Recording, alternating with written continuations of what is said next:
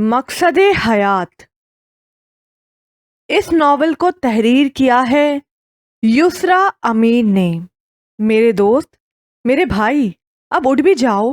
پتہ ہے کہ سردیوں میں صبح صبح بستر چھوڑنا آسان نہیں۔ اٹھ گیا ہوں عماد، چلو جلدی سے وضو کر کے پھر ہم فجر کی نماز ادا کرنے مسجد جاتے ہیں۔ ٹھیک ہے اسد، میں تمہارا انتظار کر رہا ہوں۔ نماز سے فارغ ہو کر اسد اور عماد روزانہ چہل قدمی کرتے۔ صبح کی تر و تازہ ہوا سارا دن انسان کی صحت پر اچھا اثر ڈالتی ہے۔ کتنا اچھا لگتا ہے صبح اٹھ کر نماز پڑھنا، اللہ پاک کی حمد و ثنا کرنا۔ پورے دن ہم اللہ پاک کی رحمت کے سائے میں رہتے ہیں۔ اسد یار، تم اتنی گہرائی والی باتیں کیسے سوچ لیتے ہو؟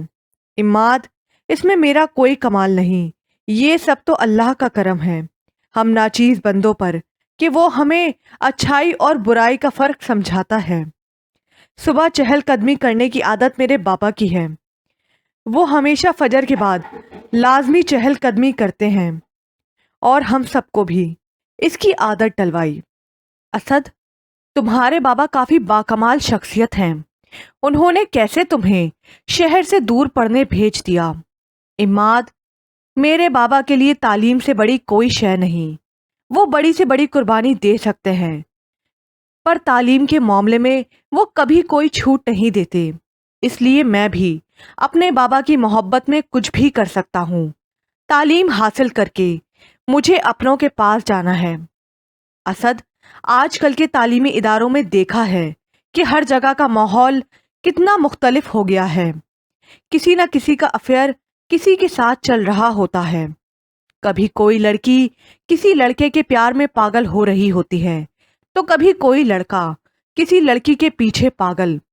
وہ لوگ یہ بھی نہیں سوچتے کہ ان کے والدین پر کیا گزرتی ہوگی جب ان کی اولاد ان کی دن اور رات کی محنت اور ان کے خون پسینے کی کمائی کو ضائع کرتی ہے۔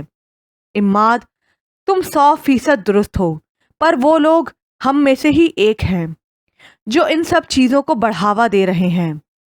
میں ہمیشہ کوشش کرتا ہوں کہ میں اپنی تعلیم پر توجہ دوں اور اپنے بابا کی ایک بات ہمیشہ یاد رکھتا ہوں۔ میرے بابا کو مجھ پر بھروسہ ہے، وہ کہتے ہیں کہ بیٹا، یہ سب چیزیں ٹھیک نہیں ہیں، ابھی آپ کی عمر پڑھائی کی ہے، ان سب کاموں کے لیے ساری زندگی پڑی ہے۔ دیکھیں بیٹا، آپ ہمارا قیمتی سرمایہ ہیں، ہماری عزتوں کی حفاظت کی ذمہ داری آپ کے ہاتھوں میں ہے۔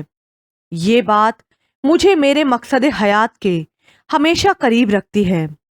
میں کبھی نہیں بھلا پاتا ہوں کہ میں اپنے گھر والوں سے دور ایک ایسے شہر میں ہوں جہاں میری نگرانی کرنے والا کوئی نہیں ہے۔ میں کسی بھی لڑکی کی طرف آنکھ اٹھا کر اس لیے نہیں دیکھتا کیونکہ میرے اپنے گھر میں 2 بہنیں ہیں۔ اگر میں کسی کی بہن بیٹی کو بری نظر سے دیکھوں گا تو کیا کل کو وہ نظر پلٹ کر میری بہن یا بیٹی پر نہیں آئے گی؟ اس دنیا کا دستور ہے، آپ جو کام کرو گے وہی پلٹ کر آپ کے پاس واپس آتا ہے۔ اب یہ میرے اوپر ہے کہ میں اچھا کام کروں اور وہ اچھائی میرے اپنوں کے پاس لوٹ کر آئے۔ اس سے بڑی خوشی اور کیا ہوگی ہمارے لیے؟ اسد یار، تم نے تو میرا دل ہی خوش کر دیا ہے، میں بھی ہمیشہ تمہاری باتوں پر عمل کروں گا۔ شاباش، چلو پھر وعدہ کرو کہ ہم دونوں مل کر اس پیغام کو عام کریں گے اور شادی اسی لڑکی سے کریں گے جس کو ہمارے والدین اپنی بہو کے روپ میں چنیں گے۔ انشاءاللہ، جو اسد کی مرضی وہی میری مرضی۔